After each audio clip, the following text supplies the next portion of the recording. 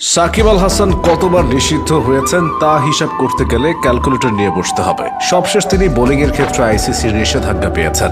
জেনে নিন ব্যাট বয় খ্যাত সাকিবের ক্যারিয়ারে কেন এবং কতবার নিষেধাজ্ঞা এসেছে। 2014 সালে সাকিবকে প্রথমবার নিষিদ্ধ করে বাংলাদেশ ক্রিকেট বোর্ড। সেবার শ্রীলঙ্কার বিপক্ষে ম্যাচে টেলিভিশন ক্যামেরার দিকে খারাপ অঙ্গভঙ্গি করেন তিনি। এ ঘটনায় সমালোচনার ঝড় ওঠে। প্রথমে সাকিবকে 3 ম্যাচ নিষিদ্ধ করে বোর্ড, পরে 3 লাখ টাকা জরিমানা করে বিসিবির ডিসিপ্লিনারি কমিটি। একই বছর আবার শাস্তির কবলে পড়েন সাকিব। বোর্ডের শৃঙ্খলা ভঙ্গ ও আচরণগত সমস্যার অভিযোগে 2014 সালের 7 জুলাই ঘরোয়া এবং আন্তর্জাতিক সব ধরনের ক্রিকেটে 6 মাস নিষিদ্ধ হন তিনি। এছাড়া পরবর্তী 1.5 বছর দেশের বাইরে কোনো টুর্নামেন্টে খেলার জন্য তাকে এনওসি বা অনাপত্তিপত্র না দেওয়ারও ঘোষণা দেয় বিসিবি। অবশ্য পরবর্তীতে আবেদনের পরিপ্রেক্ষিতে সাকিবের শাস্তি কমানোর সিদ্ধান্ত নেয় ক্রিকেট বোর্ড। নিষেধাজ্ঞার মেয়াদ 3 মাস কমানো হয়। তবুও নিজেকে শোধরাননি সাকিব। 2015 সালের বিপিএলে সিলেট সুপারস্টার্সের বিপক্ষে ম্যাচে আম্পায়ার তানভীর আহমেদের সঙ্গে রংপুর রাইডার্সের সাকিব অসৎ আচরণ করেন। সাকিবের আচরণে আম্পায়ার হতভম্ব হয়ে পড়েন। তাই এক ম্যাচের জন্য নিষিদ্ধ হওয়ার পাশাপাশি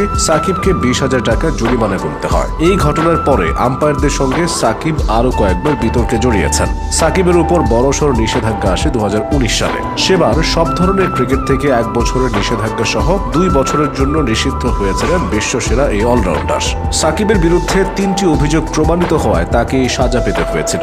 প্রথম অভিযোগ হলো 2018 সালের আইপিএল কিংবা একই বছরের জানুয়ারিতে বাংলাদেশ, শ্রীলঙ্কা ও জিম্বাবুয়ের মধ্যকার ত্রিদেশীয় সিরিজে ম্যাচ প্রস্তাব পাওয়ার পরও তা আইসিসিকে না জানানো। দ্বিতীয় অভিযোগ হলো একই ত্রিদেশীয় সিরিজে থেকে দ্বিতীয় একটি অনৈতিক প্রস্তাব পাওয়ার পরও চুপ থাকা এবং সেটা আইসিসির সংশ্লিষ্ট দফতরকে না জানানো। তৃতীয় অভিযোগ হলো 2018 সালের আইপিএলে সানরাইজার্স হায়দ্রাবাদের বিপক্ষে কিংস 11 পাঞ্জাবের মধ্যকার ম্যাচে থেকে প্রস্তাব পাওয়ার পরও চুপ থাকা।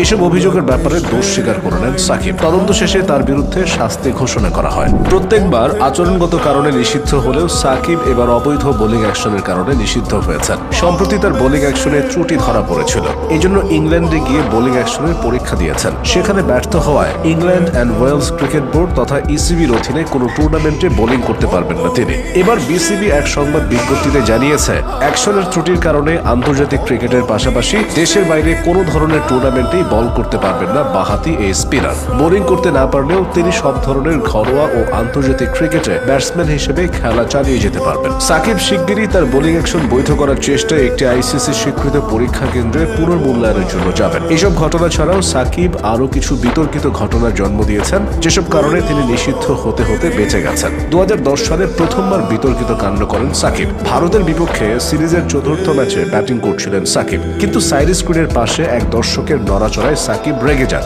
হঠাৎই ক্রিজ ছেড়ে বাউন্ডারি লাইনে ছুটে গিয়ে অশ্রাব্য ভাষা ব্যবহারের পাশাপাশি ব্যাট উঁচিয়ে দর্শককে হুমকি দেন। যদিও দর্শকেরও ভুল ছিল, তারপরও বাজে আচরণ থেকে সাকিব নিজেকে নিয়ন্ত্রণ করতে পারেননি। এই ঘটনার পরের বছরই অর্থাৎ 2011 সালে সাকিব আবারও বিতর্কে জড়ান। 2011 সালের বিশ্বকাপে ওয়েস্ট ইন্ডিজের বিপক্ষে বাংলাদেশ মাত্র 58 রানে অল আউট হয়। এরপর সাকিবকে ইঙ্গিত করে গ্যালারি থেকে দুও আসতে থাকে।